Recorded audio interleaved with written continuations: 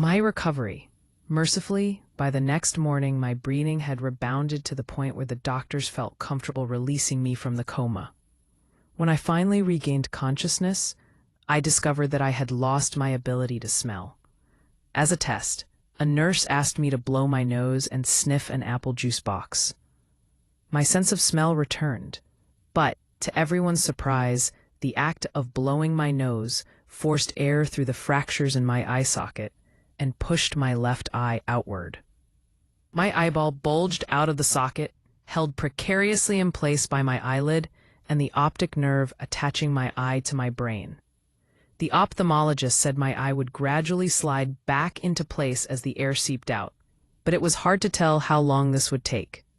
I was scheduled for surgery 1 week later, which would allow me some additional time to heal.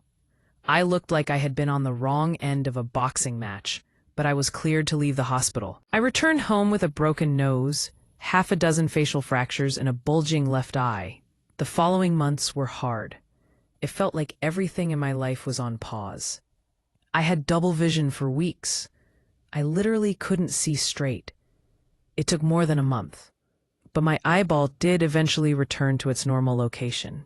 Between the seizures and my vision problems, it was 8 months before I could drive a car again. At physical therapy, I practiced basic motor patterns like walking in a straight line. I was determined not to let my injury get me down, but there were more than a few moments when I felt depressed and overwhelmed.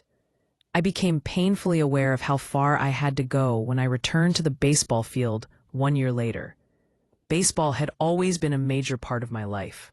My dad had played minor league baseball for the St. Louis Cardinals, and I had a dream of playing professionally too. After months of rehabilitation, what I wanted more than anything was to get back on the field. But my return to baseball was not smooth. When the season rolled around, I was the only junior to be cut from the varsity baseball team. I was sent down to play with the sophomores on junior varsity. I had been playing since age 4, and for someone who had spent so much time and effort on the sport, getting cut was humiliating.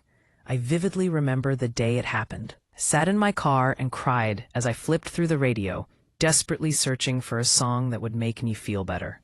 After a year of self-doubt, I managed to make the varsity team as a senior, but I rarely made it on the field. In total, I played 11 innings of high school varsity baseball, barely more than a single game. Despite my lackluster high school career, I still believed I could become a great player. And I knew that if things were going to improve, I was the one responsible for making it happen. The turning point came 2 years after my injury, when I began college at Denison University. It was a new beginning, and it was the place where I would discover the surprising power of small habits for the first time.